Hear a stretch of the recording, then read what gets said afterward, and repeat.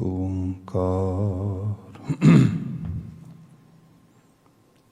ਸਤਨਾਮ ਕਰਤਾ ਪੁਰਖ ਨਿਰਭਉ ਨਿਰਵੈਰ ਅਕਾਲ ਮੂਰਤ ਅਜੂਨੀ ਸੈਭੰ ਗੁਰ ਪ੍ਰਸਾਦ।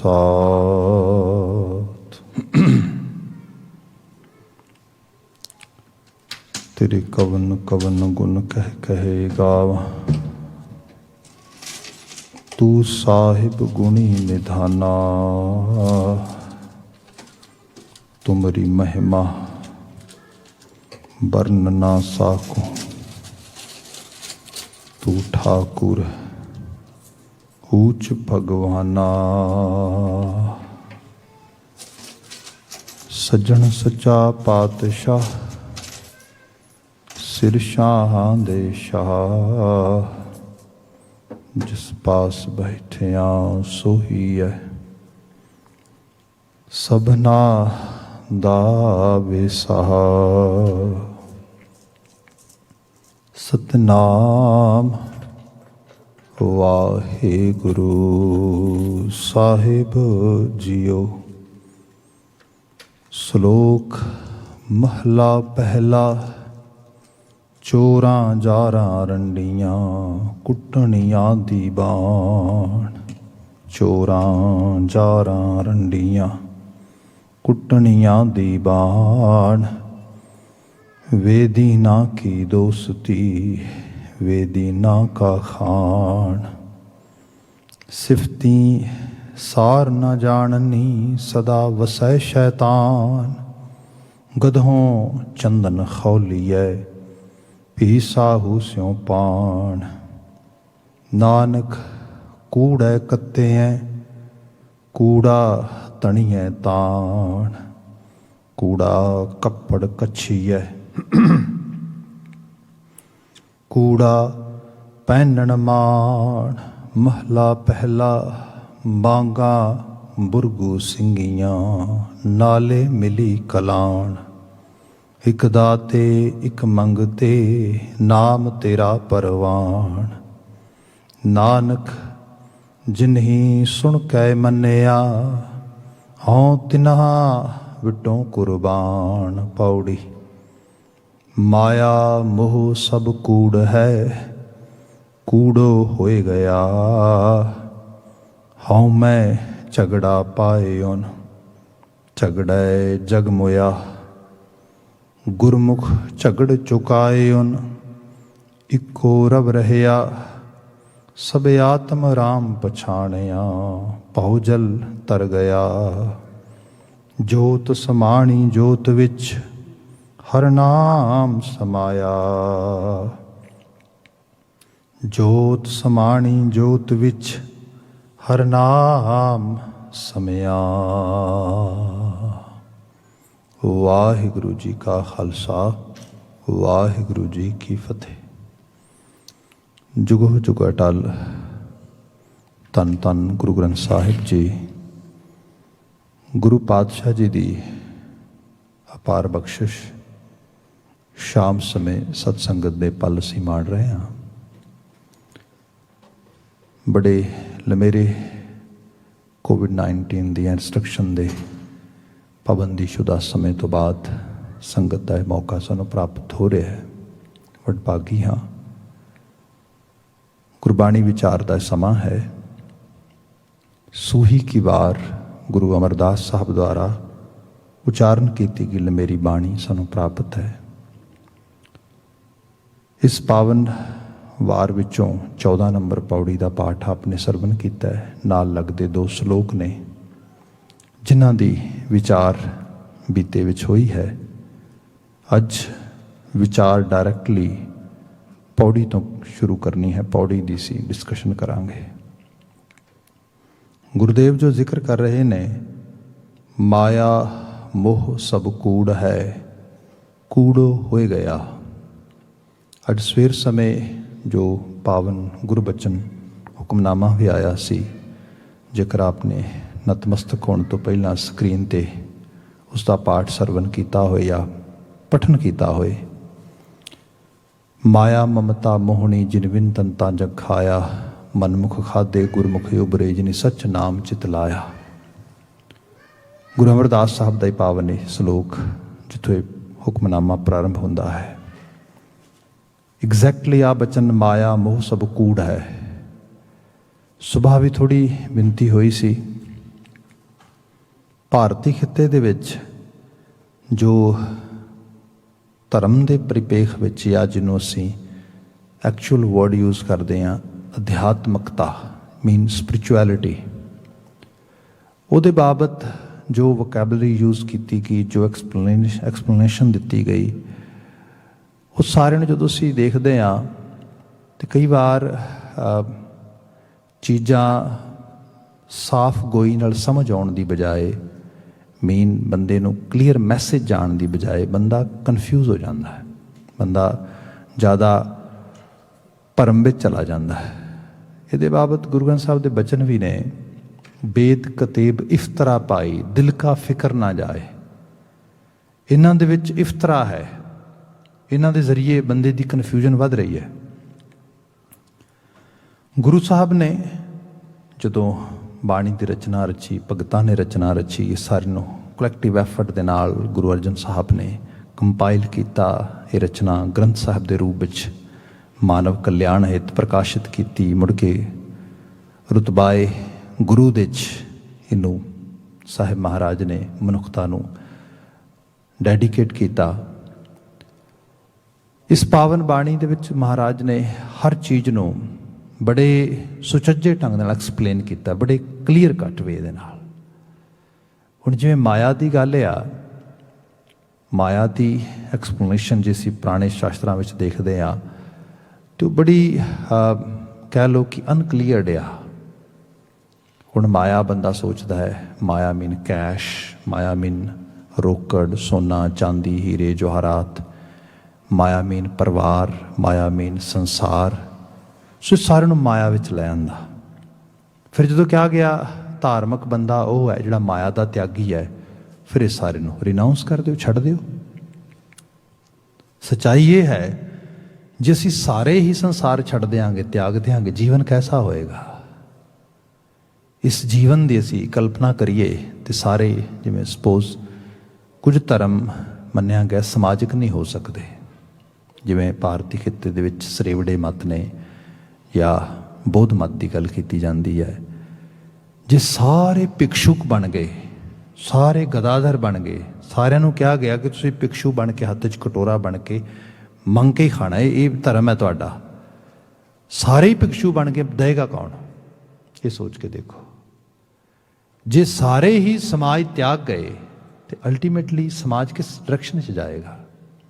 ਮੈਂ ਦੁਪਹਿਰੇ ਹੀ ਪੋਡਕਾਸਟ, ਕੈਨੇਡੀਅਨ ਪੋਡਕਾਸਟ ਸੁਣ ਰਿਹਾ ਸੀਗਾ, ਤੇ ਪਾਪੂਲੇਸ਼ਨ ਦੇ ਉੱਤੇ ਡਿਸਕਸ਼ਨ ਹੋ ਰਹੀ ਸੀ ਬੜੇ ਡੀਪ ਲੈਵਲ 'ਤੇ, ਅਤੇ ਪਤਾ ਇਹ ਲੱਗ ਰਿਹਾ ਸੀਗਾ ਕਿ ਸਾਡੀ ਜਿਹੜੀ ਕੈਨੇਡੀਅਨ ਪਾਪੂਲੇਸ਼ਨ ਆ, ਡੈਮੋਗ੍ਰਾਫਿਕਸ ਬੜੇ ਹਾਇਰ ਲੈਵਲ 'ਤੇ ਚੇਂਜ ਹੋ ਰਹੇ ਨੇ, ਬੜੇ ਵੱਡੇ ਲੈਵਲ 'ਤੇ। ਕੁਆਟਰ ਪਾਪੂਲੇਸ਼ਨ ਜਿਹੜੀ ਸਾਡੀ ਉਹ ਬੇਬੀ ਬੂਮਰਸ ਦੀ ਹੈ, ਜਿਹੜੀ less than 20 to 25 years they are near to their exit door, they are living. ਅਤੇ ਉਹ ਜਿਹੜੀ ਪਾਪੂਲੇਸ਼ਨ ਆ ਉਹ ਮੋਸਟਲੀ ਵਾਈਟ ਕਮਿਊਨਿਟੀ 'ਚੋਂ ਆ ਰਹੀ ਹੈ। ਉਹਦੀ ਰਿਪਲੇਸਮੈਂਟ ਅਗਾਂ ਜਿਹੜੀ ਹੈ ਉਹ ਕਿਹਾ ਜਾਏ ਕਿ ਨੈਕਸਟ ਜਨਰੇਸ਼ਨ ਕਰੇਗੀ, ਪਰ ਉਹਦੇ 'ਚ ਪਤਾ ਲੱਗ ਰਿਹਾ ਕਿ ਜਿਹੜਾ ਗਰੋਥ ਰੇਟ ਆ ਉਹ ਤਾਂ ਬੜਾ ਲੋਅਰ ਲੈਵਲ 'ਤੇ ਆ ਗਿਆ, ਆਲਮੋਸਟ ਨੈਗੇਟਿਵ ਲੈਵਲ 'ਤੇ ਆ ਗਿਆ ਹੈਗਾ। ਫਿਰ ਸੁਸਾਇਟੀ ਨੂੰ, ਨੇਸ਼ਨ ਨੂੰ ਚਲਾਉਣ ਵਾਸਤੇ ਲੋਕ ਤਾਂ ਚਾਹੀਦੇ ਨੇ। ਕਿਵੇਂ ਚਲਾਓਗੇ? ਫਿਰ ਉਹਦੇ ਵਾਸਤੇ ਇਮੀਗ੍ਰੇਸ਼ਨ ਹੋਏਗੀ। ਜਿਵੇਂ ਇਸੇ ਸਾਲ ਦਾ ਟਾਰਗੇਟ 4 ਲੱਖ ਦਾ ਹੈ ਘੱਟ ਤੋਂ ਘੱਟ, ਅਤੇ ਉਹਦੇ ਨਾਲ ਜਿਹੜੇ ਇਮੀਗ੍ਰਾਂਟਸ ਨੇ, ਪੀਪਲ ਵਿਦ ਕਲਰ ਹੋਣਗੇ, ਡੈਮੋਗ੍ਰਾਫਿਕਸ ਚੇਂਜ ਹੋਣਗੇ। ਜਿਹੜਾ ਲੰਡਨ ਅਟੈਕ ਦੀ ਗੱਲ ਹੋ ਰਹੀ ਹੈ ਸਾਰੀ, ਐਕਚੁਅਲੀ ਉਹਦੇ ਬੇਸ 'ਤੇ ਹੀ ਸਾਰਾ ਕੁਛ, ਕਿ ਜਦੋਂ ਪਾਪੂਲੇਸ਼ਨ ਇੰਨੇ ਡਰਾਸਟਿਕ ਲੈਵਲ 'ਤੇ ਚੇਂਜ ਹੋਏਗੀ, ਡੈਮੋਗ੍ਰਾਫਿਕਸ ਚੇਂਜ ਹੋਣਗੇ, ਅਤੇ ਸੁਸਾਇਟੀ ਦੇ ਵਿੱਚ ਇੱਕ ਦੂਜੇ ਨੂੰ ਟੋਲਰੇਟ ਕਰਨਾ ਬੜਾ ਹਾਰਡ ਹੋ ਜਾਏਗਾ। ਬਟ ਉਹ ਜ਼ਿਕਰ ਕਰਦੇ ਕਿ ਵਾਟ ਆਰ ਦ ਚੋਇਸਿਸ। ਸਮਾਜ ਇਸ ਤਰੀਕੇ ਨਾਲ ਤਬਦੀਲ ਹੋ ਰਿਹਾ ਹੈ। ਜਿਹੜੀ ਮੌਲਿਕ ਬੇਨਤੀ ਕਰ ਰਿਹਾ ਸੀਗਾ, ਜੇ ਅਸੀਂ ਸਾਰੇ ਤਿਆਗੀ ਹੋ ਜਾਈਏ, ਬੈਰਾਗੀ ਹੋ ਜਾਈਏ, ਸੰਸਾਰ ਛੱਡ ਕੇ ਚਲੇ ਜਾਈਏ, ਤੇ ਅਲਟੀਮੇਟਲੀ ਫਿਰ ਹੋਏਗਾ ਕੀ? ਸਮਾਜ ਸੰਸਾਰ ਤੇ ਨਹੀਂ ਰਹੇਗਾ। ਗੁਰੂ ਮਹਾਰਾਜ ਨੇ ਬੜੇ ਪ੍ਰੈਕਟੀਕਲ ਵੇ ਦੇ ਨਾਲ ਮਨੁੱਖ ਨੂੰ ਸਮਝਾਇਆ, ਧਰਮ ਦਾ ਮਾਇਨਾ ਸਮਝ ਬੰਦੇ। ਧਰਮ ਦਾ ਮਾਇਨਾ ਸੰਸਾਰ ਨੂੰ ਰਿਨਾਊਂਸ ਕਰਨਾ ਨਹੀਂਗਾ। ਆਪਾਂ ਤੇ ਲਾਵਾਂ ਦਾ ਪਾਠ ਪੜ੍ਹਦੇ ਹਾਂ, ਹਰ ਪਹਿਲੜੀ ਲਾਵ ਪ੍ਰਵਿਰਤੀ ਕਰਮ ਦ੍ਰਿੜਾਇਆ ਬਲਰਾਮ ਜੀਓ। ਪ੍ਰਵਿਰਤੀ ਕਰਮ ਹੈ, ਪ੍ਰਵਿਰਤ ਹੋਣਾ ਸੰਸਾਰ ਦੇ ਵਿੱਚ। ਇਹ ਸੰਸਾਰ ਨੂੰ ਜੀਣਾ ਹੈ, ਭੋਗਣਾ ਹੈ, ਮੰਨਣਾ ਹੈ, ਇਹਦੇ 'ਚ ਰਹਿਣਾ ਹੈ। ਫਿਰ ਮਾਇਆ ਕੀ ਹੈ? ਜੇ ਸੰਸਾਰ ਦੇ ਵਿੱਚ ਅਸੀਂ ਮਤਲਬ ਸਪੋਜ਼ ਕਰੋ ਜੇ ਪਰਿਵਾਰ ਵਿੱਚ ਰਹਿਣਾ ਹੈ ਤੇ ਤੁਹਾਨੂੰ ਮਾਇਆ ਵੀ ਕਮਾਉਣੀ ਪਏਗੀ। Mean you have to have some sort of income, you have to have some sort of resources. ਤੁਹਾਨੂੰ ਘਰ ਵੀ ਚਾਹੀਦਾ ਹੈ, ਤੁਹਾਨੂੰ ਗੱਡੀ ਵੀ ਚਾਹੀਦੀ ਹੈ, ਤੁਹਾਨੂੰ ਸਭ ਚੀਜ਼ਾਂ ਇਸ ਤਰੀਕੇ ਨਾਲ। ਫਿਰ ਦਾ ਮਤਲਬ ਤਿਆਗਾਂਗੇ ਕੀ? ਫਿਰ ਜਿਹੜਾ ਗੁਰੂ ਬਾਬਾ ਜੀ ਬਾਤ ਕਰਦੇ, ਮਹਾਰਾਜ ਇਹ ਨਹੀਂ ਕਹਿੰਦੇ ਵੀ ਸੰਸਾਰ ਦਾ ਇਹ ਸਾਰੀਆਂ ਜ਼ਿੰਮੇਵਾਰੀਆਂ ਛੱਡ ਦੇਣੀਆਂ ਨੇ। ਜਿਵੇਂ ਅਸੀਂ ਤਵਾਰੀਖ 'ਚ ਪੜ੍ਹਦੇ ਹਾਂ, ਗੁਰੂ ਹਰਗੋਬਿੰਦ ਸਾਹਿਬ ਸ਼ਿਵਾਲਿਕ ਦੀਆਂ ਪਹਾੜੀਆਂ ਵਿੱਚ ਸੀਗੇ ਅਤੇ ਉੱਥੇ ਗੁਰੂ ਸਾਹਿਬ ਨੂੰ ਇੱਕ ਸੂਫੀ ਫਕੀਰ ਮਿਲਦਾ। ਗੁਰੂ ਹਰਗੋਬਿੰਦ ਸਾਹਿਬ ਨੂੰ ਦੇਖਦਾ, ਮਹਾਰਾਜ ਜੀ ਦਾ ਜਿਹੜਾ ਜੁੱਸਾ ਸੀਗਾ, ਪਰਸਨੈਲਿਟੀ ਸੀ, ਬੜੀ ਦਰਸ਼ਨੀ ਸੀਗੀ। ਘੋੜੇ 'ਤੇ ਚੜ੍ਹੇ, 2 ਸ਼ਸਤਰ ਪਾਏ ਗੁਰੂ ਸਾਹਿਬ ਨੇ, ਨਾਲ ਲੰਮਾ ਚੌੜਾ ਅਮਲਾ ਫੈਲਾ ਸਿੱਖ ਸਿਪਾਹੀਆਂ ਦਾ ਆ। ਗੁਰੂ ਸਾਹਿਬ ਦਾ ਪਰਿਵਾਰ ਹੈ, ਬੜੇ ਵਧੀਆ ਬਸਤਰ ਪਾਏ ਨੇ, ਸਭ ਚੀਜ਼ਾਂ। ਅਤੇ ਉਹ ਵੇਖ ਕੇ ਸੋਚਦਾ ਹੈ ਇਹ ਤਾਂ ਕਮਾਲ ਹੋ ਗਈ। ਇਹਨੂੰ ਕਹਿੰਦੇ ਨੇ ਤੇ ਨਾਨਕ ਦਾ ਜਾਨਸ਼ੀਨ ਹੈ 6ਵੀਂ ਥਾਂ 'ਤੇ, ਆ ਕੀ ਬਣਿਆ ਹੈ? ਅਤੇ ਉਹ ਪੁੱਛਦਾ ਗੁਰੂ ਹਰਗੋਬਿੰਦ ਸਾਹਿਬ ਨੂੰ ਕਿ ਇਹ ਤੁਸੀਂ ਕੀ ਕੀਤਾ? ਬਾਬੇ ਨਾਨਕ ਨੇ ਤੇ ਸੰਸਾਰ ਜੋ ਮਾਇਆ ਤਿਆਗੀ ਥੀ, ਤੁਸੀਂ ਤੇ ਮਾਇਆ 'ਚ ਲਬਰੇਜ਼ ਹੋ ਸਾਰੇ। ਤੇ ਗੁਰੂ ਹਰਗੋਬਿੰਦ ਸਾਹਿਬ ਨੇ ਕਿਹਾ ਬਿਲਕੁਲ ਠੀਕ ਹੈ, ਬਾਬੇ ਨਾਨਕ ਨੇ ਮਾਇਆ ਤਿਆਗੀ ਥੀ, ਸੰਸਾਰ ਨਹੀਂ ਤਿਆਗਾ ਥਾ। ਇਹਦੇ 'ਚ ਫਰਕ ਦੇਖੋ। ਸੰਸਾਰ ਦਾ ਮਤਲਬ ਜ਼ਿੰਮੇਵਾਰੀਆਂ, ਰਿਸਪੋਂਸਿਬਿਲਿਟੀਜ਼ ਨੇ। ਉਹਨਾਂ ਦੀ ਅਦਾਇਗੀ ਵਾਸਤੇ, ਉਹਨਾਂ ਨੂੰ ਸੰਭਾਲਣ ਵਾਸਤੇ ਬੰਦੇ ਨੂੰ ਇਹਦੇ ਵਿੱਚ ਇਨਵੋਲਵ ਹੋਣਾ ਪਏਗਾ, ਇਹਦੇ 'ਚ ਜਾਣਾ ਪਏਗਾ। ਇਸ ਕਰਕੇ ਜਿਹੜਾ ਵਿਹੰਗਮੀ ਜੀਵਨ ਆ ਉਹ ਧਾਰਮਿਕ ਜੀਵਨ ਨਹੀਂ ਗਾ। ਇੱਥੇ ਕਿਹਾ ਗਿਆ ਜੇ ਬੰਦਾ ਕਹੇ ਮੈਂ ਤਿਆਗੀ ਹੋ ਗਿਆ, ਤਿਆਗ ਕਾਹਦਾ ਕਰੋਗੇ ਤੁਸੀਂ? ਤਿਆਗ ਕਰੋਗੇ ਕਮਾਈ ਦਾ, ਪੈਸੇ ਕਮਾਉਣ ਦਾ, ਕੰਮਕਾਰ ਕਰਨ ਦਾ, ਕਿਰਤ ਕਰਨ ਦਾ, ਤਾਂ ਅਲਟੀਮੇਟਲੀ ਕੀ ਹੋਏਗਾ? ਤੁਹਾਡੇ ਕੋਲ ਖਾਣ ਪਾਣ, ਰਹਿਣ ਸਹਿਣ ਲਈ ਕੁਛ ਨਹੀਂ ਹੋਏਗਾ। ਫਿਰ ਬਸਤੀ 'ਚ ਰਹਿ ਨਹੀਂ ਸਕੋਗੇ, ਫਿਰ ਬਸਤੀ ਤੋਂ ਬਾਹਰ ਜਾਣਾ ਪਏਗਾ। ਬਾਹਰ ਕਿੱਥੇ ਜਾਓਗੇ? ਜੰਗਲਾਂ ਬੇਲਿਆਂ ਦੇ ਵਿੱਚ। ਉੱਥੇ ਤੇ ਫਿਰ ਨਾ ਸਮਾਜ ਵਾਲੀਆਂ ਲੋੜਾਂ ਹੋਣਗੀਆਂ, ਨਾ ਸਮਾਜ ਵਾਲੀ ਜ਼ਰੂਰਤ ਹੋਏਗੀ, ਫਿਰ ਜੰਗਲੀ ਜੀਵਨ ਹੋਏਗਾ।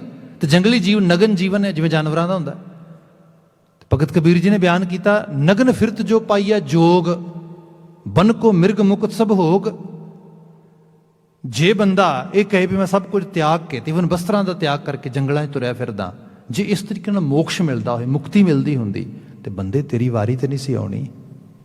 ਜੰਗਲਾਂ ਦੇ ਜਾਨਵਰ ਜਿਹੜੇ ਨੇ ਉਹ ਤਾਂ ਸਾਰੇ ਮੁਕਤ ਹੋਣੇ ਸੀਗੇ। ਮੁਕਤੀ ਦਾ ਇਹ ਤਰੀਕਾ ਨਹੀਂ ਹੈਗਾ।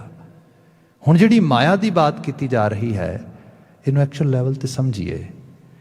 ਇਹ ਮਨੁੱਖ ਦੇ ਵਿੱਚ ਪਈ ਹੋਈ ਇੱਕ ਬਿਰਤੀ ਹੈ, ਜਿਹੜੀ ਬਿਰਤੀ ਜਦੋਂ ਇਸ ਲੈਵਲ 'ਤੇ ਆ ਜਾਏ ਕਿ ਬੰਦਾ ਐਥਿਕਸ ਤੇ ਨੋਨ ਐਥਿਕਸ ਉਹਨਾਂ 'ਚ ਪਹਿਚਾਣ ਕਰਨੀ ਭੁੱਲ ਜਾਏ, ਇੱਥੋਂ ਮਾਇਆ ਆਉਂਦੀ ਹੈ। ਸਹੀ ਤੇ ਗਲਤ ਦਿਸਣਾ ਬੰਦ ਹੋ ਜਾਏ, ਸਿਰਫ ਆਪਣਾ ਸਵਾਰਥ ਦਿਸੇ, ਲਾਲਚ ਦਿਸੇ, ਤੇ ਸਵਾਰਥ ਤੇ ਲਾਲਚ ਇਤਨਾ ਹਾਵੀ ਹੋ ਜਾਏ, ਪਤਾ ਵੀ ਲੱਗ ਜਾਏ ਮੈਂ ਜਿਸ ਤਰੀਕੇ ਦੇ ਨਾਲ ਆਪਣੀ, ਭਾਵੇਂ ਉਹ ਲੋੜ ਹੈ ਤੇ ਭਾਵੇਂ ਲੋਭ ਹੈ, ਪੂਰਾ ਕਰ ਰਿਹਾ ਵਾਂ, ਇਹ ਠੀਕ ਨਹੀਂ ਗਾ। ਪਰ ਬੰਦਾ ਉਸ ਆਵਾਜ਼ ਨੂੰ ਸੁਣੇ ਨਾ। ਇਹ ਹੈ ਉਸ ਮੈਲ ਤੇ ਮਮਤਾ ਆ ਜਾਣੀ, ਜਿਹੜੀ ਮੈਲ ਮੈਨੂੰ ਮਾਰ ਦੇਗੀ, ਖਾ ਜਾਏਗੀ। ਇਸ ਨੂੰ ਗੁਰੂ ਸਾਹਿਬ ਨੇ ਕਿਹਾ ਮਾਇਆ ਮਮਤਾ ਮੋਹਣੀ। ਇਹ ਮਾਇਆ ਦੀ ਮਮਤਾ, ਇਹ ਮੈਲ ਦੀ ਮਮਤਾ, ਇਹ ਮੋਹ ਲੈਂਦੀ ਹੈ, ਇਹ ਮਾਰਦੀ ਹੈ ਬੰਦੇ ਨੂੰ। ਫਿਰ ਇਹਦੇ 'ਚ ਪਿਆ ਹੋਇਆ ਬੰਦਾ ਜੋ ਨਹੀਂ ਕਰਨ ਯੋਗ ਉਹ ਕਰਦਾ ਆ, ਜੋ ਨਹੀਂ ਅਪਣਾਉਣ ਯੋਗ ਉਹ ਅਪਣਾਉਂਦਾ ਆ। ਇਹ ਜਿਹੜੀ ਚੀਜ਼ ਹੈ ਇਹ ਕੂੜ ਹੈ, ਇਹ ਝੂਠ ਹੈ, ਇਹ ਫਰੇਬ ਹੈ, ਇਹ ਛਲ ਹੈ। ਇਹ ਬੰਦੇ ਨੂੰ ਆਪਣੇ ਕਲਾਵੇ 'ਚ ਲੈ ਕੇ ਉਹਨੂੰ ਇਨਸਾਨ ਹੋਣ ਤੋਂ ਥੱਲੇ ਲੈਵਲ 'ਤੇ ਲੈ ਆਉਂਦੀ ਹੈ। ਗੁਰੂ ਸਾਹਿਬ ਇਹਦੀ ਬਾਤ ਕਰਦੇ ਨੇ। ਬਾਕੀ ਗੱਲ ਹੈ, ਮੈਂ ਸਵੇਰੇ ਬੇਨਤੀ ਕਰ ਰਿਹਾ ਸੀਗਾ, ਆਪ ਦੇਖੋ ਜੋ ਸੰਸਾਰ ਦਾ ਕੁਦਰਤ ਨੇ ਤਰੀਕੇਕਾਰਤਾ ਬਣਾਈ ਹੈ। ਅਸੀਂ ਚਿੜੀਆਂ, ਜਨੌਰ, ਪੰਛੀ, ਪਸ਼ੂ ਉੱਡਦੇ ਦੇਖਦੇ ਹਾਂ, ਟਹਿਲਦੇ ਦੇਖਦੇ ਹਾਂ, ਭੱਜਦੇ ਦੇਖਦੇ ਹਾਂ। ਮਦਰ ਨੇਚਰ ਦਾ ਜਿਹੜਾ ਪੂਰਾ ਈਕੋਸਿਸਟਮ ਆ ਉਹ ਹੀ ਚਲਾਉਂਦੇ ਨੇ। ਹੁਣ ਚਿੜੀ ਹੈ, ਕੋਈ ਪਰਿੰਦਾ ਹੈ, ਉਹ ਸਵੇਰੇ ਆਪਣੇ ਘਰੌਂਦੇ 'ਚੋਂ ਜਿਵੇਂ ਸੂਰਜ ਨਿਕਲਿਆ ਉਹ ਚਹਿਚਹਾ ਰਿਹਾ ਉੱਥੇ, ਅਤੇ ਉਹ ਘਰੌਂਦੇ 'ਚ ਤਾਂ ਸੇਫ ਹੈ ਬਿਲਕੁਲ, ਪਰ ਉਹ ਘਰੌਂਦੇ 'ਚ ਨਹੀਂ ਰਹਿੰਦਾ, ਉੱਡਦਾ ਸ਼ਾਖ ਸ਼ਾਖ 'ਤੇ, ਜਗ੍ਹਾ ਜਗ੍ਹਾ 'ਤੇ, ਇੱਧਰ ਚਾਰ ਚੁਫੇਰੇ ਉਹ ਜਿਹੜਾ ਵਾਂਡਰਿੰਗ ਕਰ ਰਿਹਾ, ਉਹ ਅਵਾਰਗੀ ਕਰ ਰਿਹਾ। ਕਾਹਦੇ ਵਾਸਤੇ? ਕਿਉਂਕਿ ਉਹਨੂੰ ਭੁੱਖ ਲੱਗੀ ਹੈ, ਉਹਨੂੰ ਪੇਟ ਲੱਗਾ, ਉਹਨੂੰ ਦਾਣੇ ਚਾਹੀਦੇ ਨੇ। ਬਲਕਿ ਵੀ ਕਿਹਾ ਜਾਂਦਾ, ਸਾਡੇ ਤੇ ਬਕਾਇਦਾ ਤੌਰ 'ਤੇ ਅਸੀਂ ਬਾਹਰ ਲਿਖ ਕੇ ਇੱਥੇ ਕਈ ਵਾਰੀ ਲਗਾਇਆ ਹੈਗਾ, ਸਿਟੀ ਵਾਲੇ ਵੀ ਆਏ ਨੇ, ਜਿਹੜੀਆਂ ਬਾਹਰ ਗੀਜ਼ ਹੁੰਦੀਆਂ ਨੇ ਜਾਂ ਹੋਰ ਕੋਈ ਪੰਛੀ ਹੁੰਦੇ ਨੇ, ਭਾਈ ਇਹਨਾਂ ਨੂੰ ਦਾਣਾ ਨਾ ਪਾਓ। ਈਵਨ ਜਿਹੜੇ ਬਰਡ ਫੀਡਰਸ ਵੀ ਆਉਂਦੇ ਨੇ, ਉਹ ਵੀ ਇਸ ਤਰੀਕੇ ਦੇ ਬਣਾਏ ਗਏ ਨੇ ਜਿਨ੍ਹਾਂ 'ਚੋਂ ਬੇਤਹਾਸ਼ਾ ਅਨਾਜ ਉਹਨਾਂ ਵਾਸਤੇ ਨਾ ਆਵੇ, ਜੋ ਚੁਗਣ ਵੀ ਤੇ ਇੱਕ ਇੱਕ ਦਾਣਾ ਕਰਕੇ ਚੁਗਣ, ਬਹੁਤ ਥੋੜ੍ਹਾ ਜਿਹਾ, ਤਾਂ ਕਿ ਉਹ ਮੁਸ਼ੱਕਤ ਕਰਨ, ਮਿਹਨਤ ਕਰਨ। ਜਿਹੜਾ ਉਹਨਾਂ ਦਾ ਇਸ ਧਰਤੀ ਦੇ ਉੱਤੇ ਵਿਚਰਨਾ ਹੈ, ਤੁਰਨਾ ਹੈ, ਭੱਜਣਾ ਹੈ, ਉਹ ਈਕੋ ਸਿਸਟਮ ਦੇ ਵਿੱਚ ਕੰਟਰੀਬਿਊਸ਼ਨ ਆ। ਮਦਰ ਨੇਚਰ ਨੇ ਬਣਾਇਆ ਹੀ ਇਸ ਤਰੀਕੇ ਨਾਲ ਉਹਨਾਂ ਨੂੰ। ਸੋ ਇਹ ਜਿਹੜਾ ਤਰੀਕੇਕਾਰਤਾ ਆ, ਇਹਦੇ ਨਾਲ ਸੰਸਾਰ ਚੱਲਦਾ ਆ। ਬੰਦਿਆਂ ਦੀ ਦੁਨੀਆ 'ਚ ਦੇਖੀਏ, ਦਿਨ ਚੜ੍ਹਦਾ ਹੈ, ਅਲਾਰਮ ਵੱਜਦਾ ਹੈ, ਅੱਖਾਂ ਖੁੱਲ੍ਹਦੀਆਂ ਨੇ, ਮਨ ਕਹਿੰਦਾ ਹੈ ਸੌਂ ਜਾ, ਬੋਡੀ ਕਹਿੰਦੀ I don't have enough actually energy, don't tell me do I have to wake up, I have to be active. No, I cannot. ਪਰ ਫਿਰ ਅੰਦਰੋਂ ਇੱਕ ਆਵਾਜ਼ ਆਉਂਦੀ ਹੈ, ਨਾ ਨਾ ਨਾ, ਜੇ ਤੂੰ ਨਾ ਉੱਠਿਆ ਤੇ ਕੰਮ ਤੋਂ ਲੇਟ ਹੋ ਜਾਏਗਾ। ਜੇ ਕੰਮ ਤੇ ਨਹੀਂ ਜਾਏਗਾ ਫਿਰ ਤੈਨੂੰ ਜਿਹੜਾ ਬੌਸ ਹੈ ਉਹ ਫਾਇਰ ਕਰ ਦੇਗਾ। ਹੋਏਗਾ ਕਿ ਤੇਰੇ ਕੋਲ ਪੇ ਚੈੱਕ ਨਹੀਂ ਹੋਏਗਾ, ਤੂੰ ਫਿਰ ਆਪਣਾ ਰੈਂਟ ਨਹੀਂ ਦੇ ਸਕੇਗਾ, ਤੂੰ ਗੱਡੀ ਦੀ ਕਿਸ਼ਤ ਨਹੀਂ ਦੇ ਸਕੇਗਾ, ਤੂੰ ਫਿਰ ਆਪਣੀ ਜਿਹੜੀ ਜੋ ਜ਼ਰੂਰਤ ਹੈ ਉਹਨੂੰ ਪੂਰੀ ਨਹੀਂ ਕਰ ਸਕੇਗਾ। ਇਹਦੇ ਸਾਰੇ ਦੇ ਵਿੱਚ ਕੀ ਹੈ? ਲਾਲਚ। ਲਾਲਚ ਚਲਾ ਰਿਹਾ। ਸਵੇਰੇ ਉਹ ਦਿਨ ਚੜ੍ਹਦਾ ਹੈ, ਤੁਸੀਂ ਦੇਖੋ ਸਟਰੀਟਸ 'ਤੇ ਗੱਡੀਆਂ ਭੱਜ ਰਹੀਆਂ ਨੇ, ਹਾਈਵੇ ਫੁੱਲ ਭੱਜ ਰਿਹਾ ਪੂਰੀ ਸਪੀਡ ਦੇ ਉੱਤੇ, ਚਾਰ ਚੁਫੇਰੇ ਇੱਕਦਮ ਹਰਕਤ 'ਚ ਆ ਗਿਆ ਸਾਰਾ ਕੁਛ। ਇਹ ਕੀ ਹੈ? ਇਹ ਮਾਇਆ ਭਜਾ ਰਹੀ ਹੈ, ਇਹ ਲਾਲਚ ਭਜਾ ਰਿਹਾ ਹੈ, ਇਹ ਚਲਾ ਰਿਹਾ ਹੈ। ਗੁਰੂ ਬਾਬਾ ਜੀ ਨੇ ਕਿਹਾ ਸੰਸਾਰ ਨੂੰ ਡਰਿਵਨ ਕਰਨ ਵਾਲੀ ਪਾਵਰ ਹੈ। ਪਰ ਹੁੰਦਾ ਕੀ ਹੈ, ਜਦੋਂ ਬੰਦਾ ਇਸ ਦੇ ਵਿੱਚ ਇਤਨਾ ਗਵਾਚ ਜਾਏ ਕਿ ਜੀਵਨ ਜਿਉਣ ਦਾ ਅਸਲ ਢੰਗ ਤਰੀਕਾ ਭੁੱਲਣਾ ਸ਼ੁਰੂ ਕਰ ਦੇ, ਜਿਹਦੇ ਕਰਕੇ ਸਭ ਸੰਸਾਰ ਚੱਲ ਰਿਹਾ ਹੈ, ਉਹ ਅਸੂਲ, ਉਹ ਪ੍ਰਿੰਸੀਪਲ, ਉਹ ਸਭ, ਉਸ ਚੀਜ਼ ਤੋਂ ਬੰਦਾ ਵਿਰਵੇ ਹੋਣਾ ਸ਼ੁਰੂ ਹੋ ਜਾਏ, ਉੱਥੇ ਫਿਰ ਕੂੜ ਵਰਤਦਾ ਹੈ। ਤੇ ਜਿਵੇਂ ਹੀ ਕੂੜ ਦਾ ਵਰਤਾਓ ਵੱਧਦਾ ਆ, ਫਿਰ ਬਿਨਾਂ ਸ਼ੱਕ ਬੰਦਾ ਕਮਾ ਵੀ ਲੇ, ਵੱਧ ਕਮਾ ਲੇ, ਬੰਦਾ ਬਿਨਾਂ ਸ਼ੱਕ ਮਾਲਕ ਬਣ ਜੇ, ਵੱਧ ਦਾ ਮਾਲਕ ਬਣ ਜੇ। ਪਰ ਐਂਡ ਆਫ ਦਾ ਡੇ ਉਸ ਸਾਰੇ ਦੇ ਵਿੱਚੋਂ ਜਿਹੜਾ ਸੁੱਖ ਸਕੂਨ ਤੇ ਜਿਹੜੀ ਜੀਵਨ ਦੀ ਅਸਲ, ਜਿਹਨੂੰ ਕਹਿ ਲਈਏ ਕੰਟੈਂਟਮੈਂਟ, ਤਸੱਲੀ, ਸੈਟਿਸਫੈਕਸ਼ਨ ਮਿਲਣੀ ਹੈ, ਉਹ ਨਹੀਂ ਮਿਲਦੀ। ਗੁਰੂ ਬਾਬਾ ਜੀ ਕਹਿੰਦੇ ਜੀਵਨ ਨੂੰ ਇਸ ਪਾਸੇ ਲੈ ਕੇ ਜਾਣਾ, ਅਦਰਵਾਈਜ਼ ਪਦਾਰਥਕ ਭੁੱਖ ਜਿਹੜੀ ਹੈ ਇਹ ਤੇ ਅੰਨਾ ਖੂਹ ਹੈ, ਮੁੱਕ ਥੋੜ੍ਹਾ ਜਾਣਾ ਆ ਕਿਤੇ। ਬੰਦੇ ਕੋਲ ਜੋ ਮਰਜ਼ੀ ਆ ਜਾਏ, ਜਿੰਨਾ ਮਰਜ਼ੀ ਮਿਲ ਜਾਏ, ਅਲਟੀਮੇਟਲੀ ਮਨ ਨੇ ਕਹਿਣਾ ਹੋਰ ਲਿਆ, ਹੋਰ ਲਿਆ, ਹੋਰ ਲਿਆ।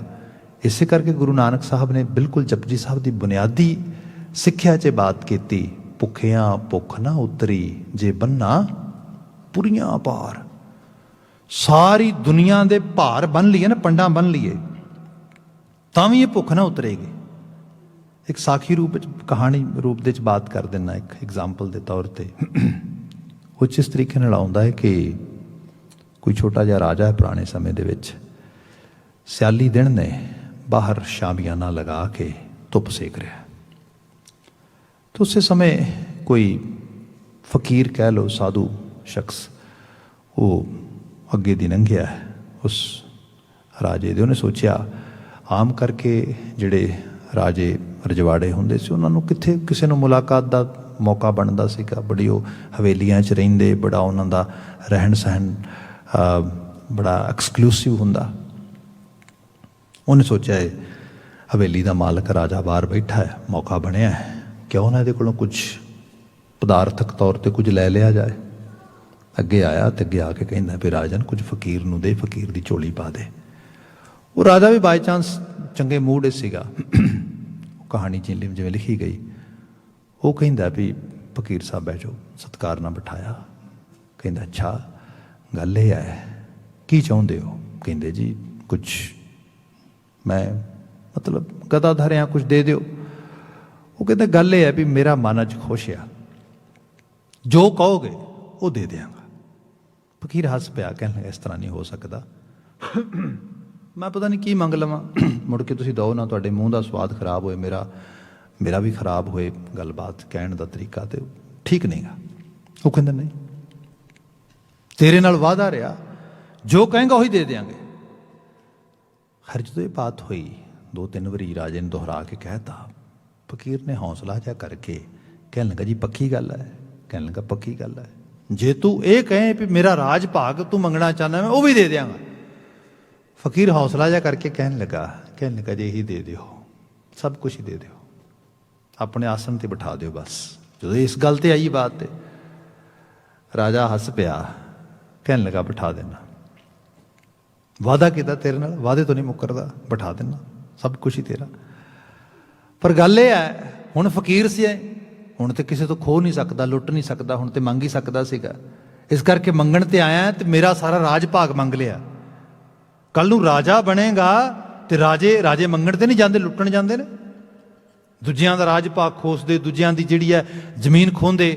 ਸੋ ਇਸ ਕਰਕੇ ਕੱਲ ਨੂੰ ਕਿਸੇ ਨੂੰ ਆਲੇ ਦੁਆਲੇ ਲੁੱਟਣ ਤੇ ਨਹੀਂ ਜਾਏਗਾ, ਕਿਸੇ ਦੇ ਜ਼ਮੀਨ ਤੇ ਕਬਜ਼ਾ ਕਰਨ ਤੇ ਨਹੀਂ ਜਾਏਗਾ, ਇਹਦਾ ਵਾਅਦਾ ਕਰਦਾ। ਫਕੀਰ ਵੀ ਸਿਆਣਾ ਸੀਗਾ, ਉੱਠ ਕੇ ਖੜਾ ਹੋ ਗਿਆ, ਹੱਥ ਜੋੜ ਕੇ ਕਹਿੰਦਾ ਨਾ ਰਾਜਨ, ਇਹ ਵਾਅਦਾ ਨਹੀਂ ਕਰ ਸਕਦਾ, ਤੂੰ ਆਪਣੇ ਵਾਅਦੇ ਦਾ ਇੰਨਾ ਪੱਕਾ ਹੈ, ਤੂੰ ਆਪਣਾ ਵਾਅਦਾ ਨਿਭਾਉਣ ਲਈ ਤਿਆਰ ਹੈ, ਪਰ ਮੈਂ ਤੇਰੇ ਨਾਲ ਇਹ ਵਾਅਦਾ ਨਹੀਂ ਕਰ ਸਕਦਾ। ਉਹ ਕਹਿੰਦਾ ਕਿਉਂ?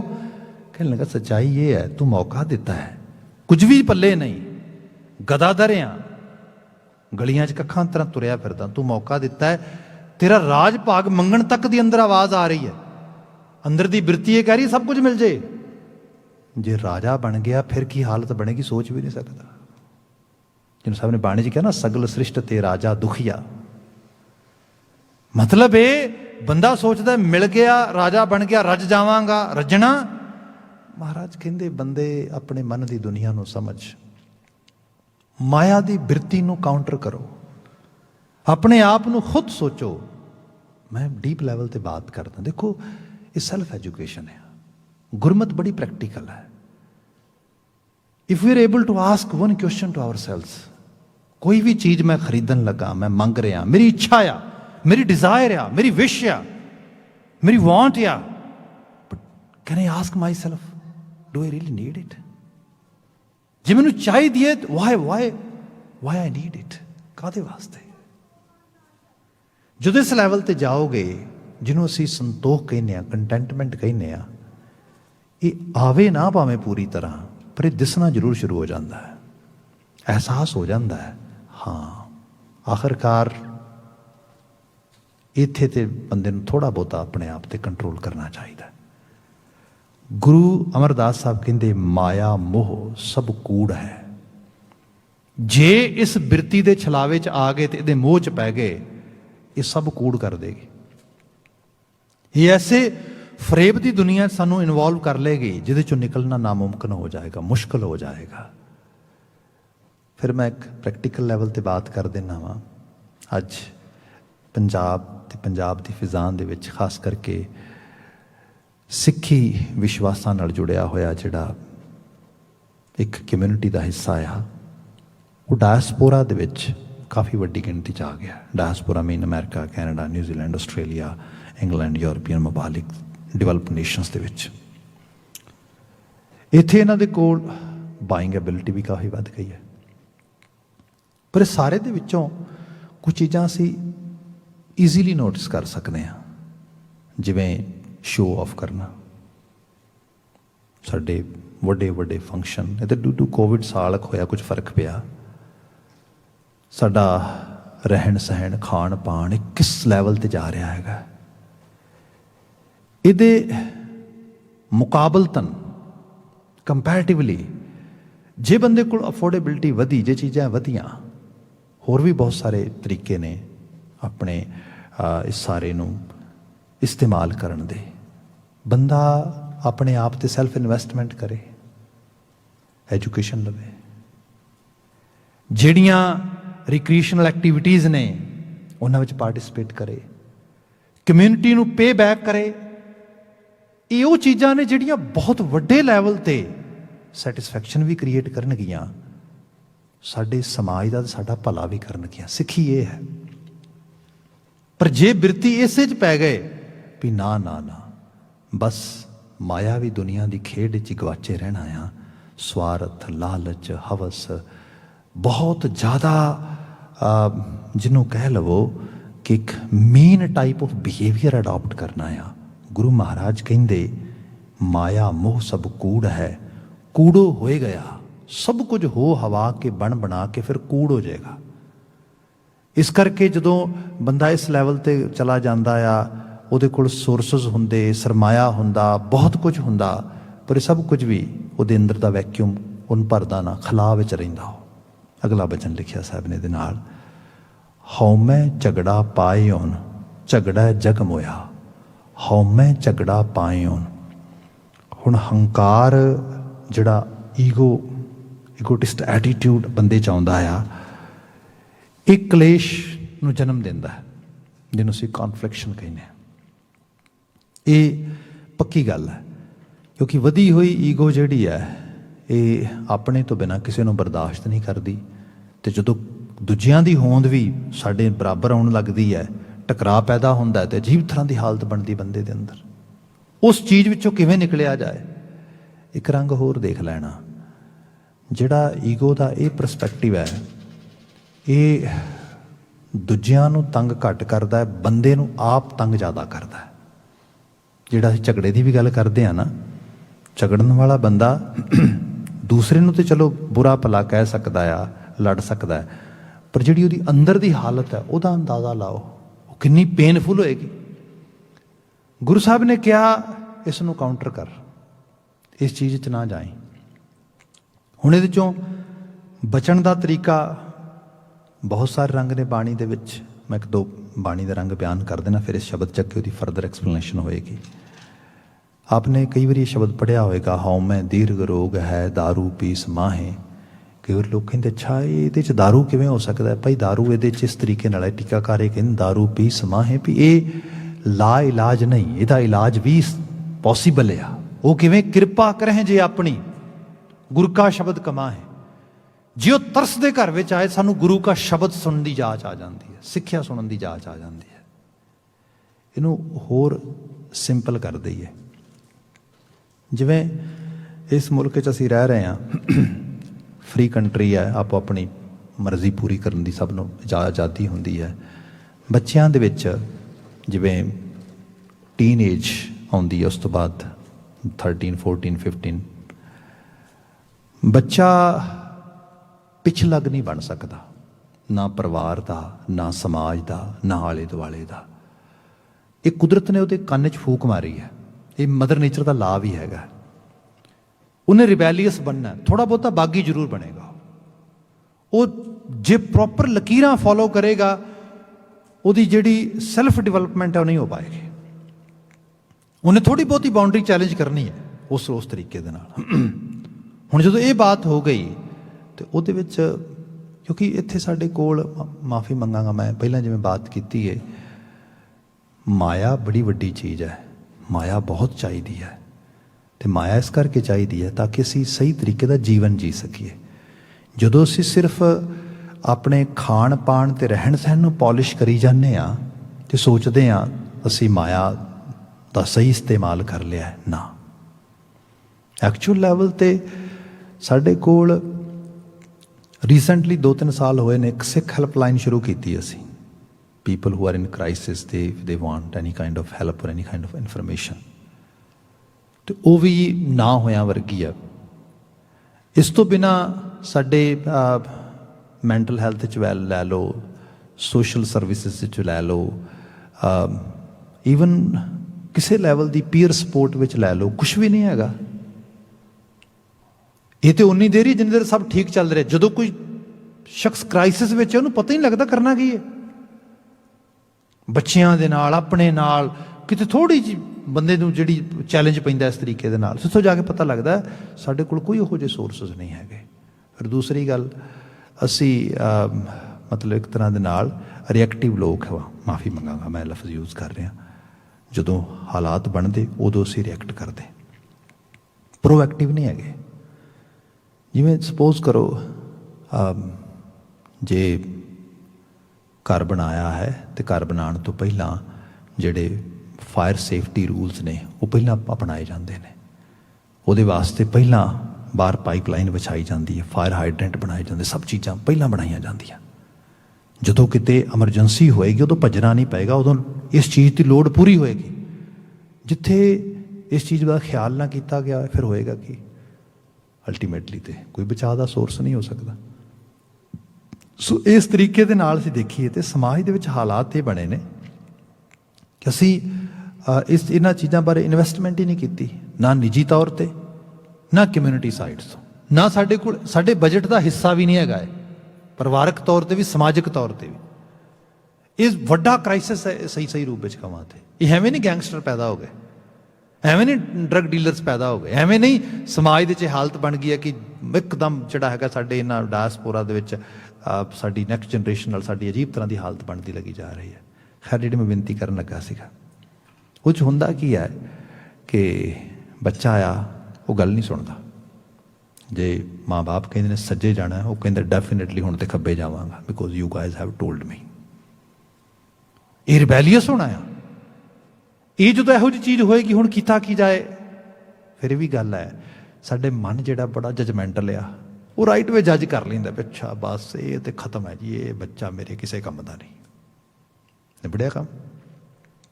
ਤੁਹਾਡੇ ਅੰਦਰੋਂ ਰਿਲੇਸ਼ਨਸ਼ਿਪ ਖਤਮ ਹੋਣੀ ਸ਼ੁਰੂ ਹੋ ਗਈ। ਬਾਹਰ ਤੁਸੀਂ ਵਿਖਾਵੇ ਦੀ ਕਰੋ ਵੀ, ਕਿਸੇ ਮੋਹ ਵਿੱਚ ਪੈ ਕੇ ਵੀ ਕਰੋ, ਪਰ ਅੰਦਰ ਜਿਹੜਾ ਤਾਰਕਿਕ ਮਨ ਆ ਜਾਂ ਜਿਹਨੂੰ ਕਹਿ ਲਓ ਕਿ ਇੱਕ ਰੈਸ਼ਨਲ ਮਾਈਂਡ ਆ, ਉਹ ਇਹ ਕਹਿ ਰਿਹਾ ਵੀ ਨੋ ਇਟਸ ਓਵਰ ਨਾਓ, ਗੇਮ ਖਤਮ ਹੈ ਹੁਣ। ਇਹੋ ਜਿਹੇ ਹਾਲਾਤਾਂ ਦੇ ਵਿੱਚ ਬੰਦਾ ਫਿਰ ਕੀ ਬਣੇਗਾ, ਕੀ ਉਹਦੇ ਨਾਲ। ਹੁਣ ਜਿਹੜੀ ਬੇਨਤੀ ਕਰਨੀ ਚਾਹ ਰਿਹਾ ਸੀਗਾ, ਹਉਮੈ ਦੀਰਘ ਰੋਗ ਹੈ। ਕਈ ਵਾਰੀ ਦੀਰਘ ਤੋਂ ਦੀਰਘ ਬਿਮਾਰੀ ਵੀ ਹੁੰਦੀ ਹੈ। ਦਾਰੂ ਪੀ ਸਮਾਏ, ਇਹ ਨਹੀਂ ਹੋ ਸਕਦਾ ਲਾ ਇਲਾਜ ਹੈ, ਉਹਦਾ ਇਲਾਜ ਵੀ ਹੈ। ਕਿਰਪਾ ਕਰੇ ਜੇ ਆਪਣੀ ਤਾਂ ਗੁਰੂ ਕਾ ਸ਼ਬਦ ਕਮਾਏ, ਤਰਸਦੇ ਘਰ ਵਿੱਚ ਆਏ ਤਾਂ ਗੁਰੂ ਕਾ ਸ਼ਬਦ ਕਮਾਉਣ ਦੀ ਜਾਂਚ ਆ ਜਾਂਦੀ ਹੈ।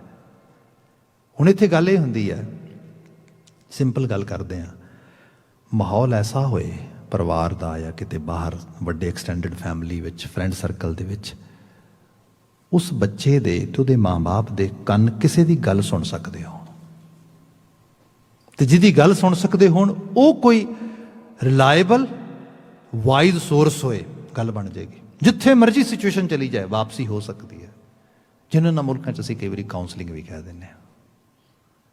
ਐਕਚੁਅਲ ਲੈਵਲ 'ਤੇ ਜਦੋਂ ਸਿਚੁਏਸ਼ਨ ਸਮਝ ਨਾ ਆਵੇ, ਮਨ ਦੀ ਦੁਨੀਆ ਉਬੜ ਖਾਬੜ ਰਾਹਾਂ 'ਤੇ ਪੈ ਜਾਏ, ਤੇ ਹਉਮੈ ਵਿੱਚ ਪਿਆ ਹੋਇਆ ਮਨ ਐਸੇ ਕੂੜ ਦੇ ਵਿੱਚ ਚਲਾ ਜਾਏ ਕਿ ਕੁਝ ਵੀ ਸਮਝ ਨਾ ਆਵੇ, ਉਦੋਂ ਬਾਬਾ ਜੀ ਕਹਿੰਦੇ ਹਉਮੈ ਤੋਂ ਬਾਹਰ ਨਿਕਲੀ, ਗੁਰੂ ਦੀ ਗੱਲ ਸੁਣੀ, ਜੋ ਗੁਰੂ ਕਹਿੰਦਾ ਉਹਨੂੰ ਭਲਾ ਕਰਕੇ ਮੰਨੀ।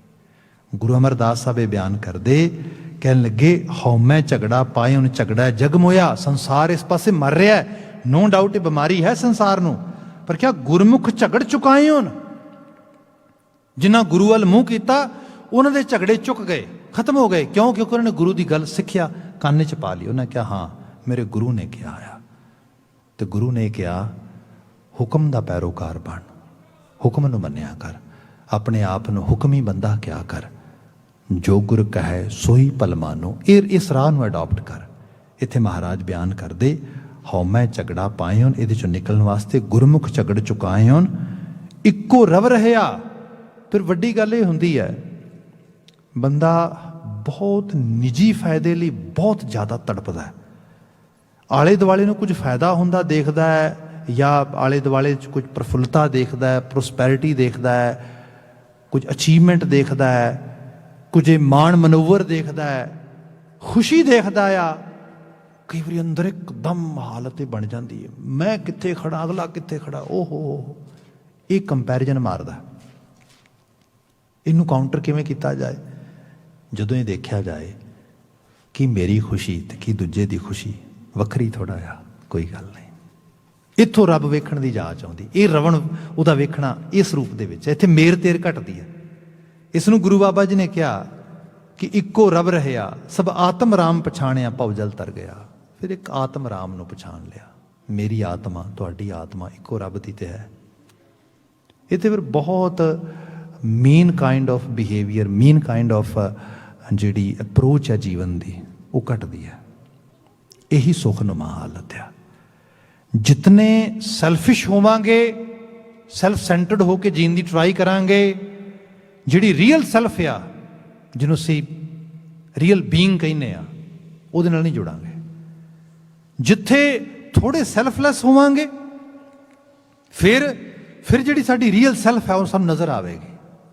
ਇਹ ਬੜਾ ਡੀਪ ਲੈਵਲ ਦਾ ਮੈਸੇਜ ਗੁਰੂ ਬਾਬਾ ਜੀ ਬਿਆਨ ਕਰਦੇ। ਕਿਆ ਆ ਸਭ ਆਤਮ ਰਾਮ ਪਛਾਣਿਆ, ਭਉ ਜਲ ਤਰ ਗਿਆ। ਫਿਰ ਇਹਦੇ ਚੋਂ ਭਉ ਦਾ ਸਾਗਰ ਜਿਹੜਾ ਡਰ ਦਾ ਸਾਗਰ ਤਰ ਜਾਏਗਾ। ਜੋਤ ਸਮਾਣੀ ਜੋਤ ਵਿੱਚ ਹਰ ਨਾਮ ਸਮਾਇਆ। ਜਦੋਂ ਅਸਲ ਜੋਤ ਜੋਤ ਵਿੱਚ ਅਮਾ ਗਈ, ਸਮਝੋ ਬੰਦਾ ਨਾਮ ਦਾ ਧਾਰਨੀ ਹੋ ਗਿਆ, ਨਾਮ ਵਿੱਚ ਸਮਾ ਗਿਆ। ਸਾਹਿਬ ਰਹਿਮਤ ਕਰਨ, ਇਹਨਾਂ ਆਲਮੀ ਵਾਕਿਆਂ ਚੋਂ ਚੰਗੇਰੀ ਪ੍ਰੇਰਣਾ ਮਿਲੇ। No doubt these actually teachings or ਸ਼ਬਦਸ are very deep, I can understand. ਬੜਾ ਉਹ ਹਾਇਰ ਲੈਵਲ ਦਾ ਮੈਸੇਜ ਆ, ਪਰ ਇਹ ਆਈਡੀਅਲ ਹੈ ਸਾਡਾ, ਇੱਥੇ ਹੀ ਅਸੀਂ ਪਹੁੰਚਣਾ ਆ। ਅੱਜ ਵਾਸਤੇ ਇੱਥੇ ਸਮਾਪਤੀ। ਢਾਡੀ ਵੀਰ ਆ ਗਏ ਨੇ, ਅਗਲਾ ਸਮਾਗਮ ਉਹ ਚਲਾਉਣਗੇ।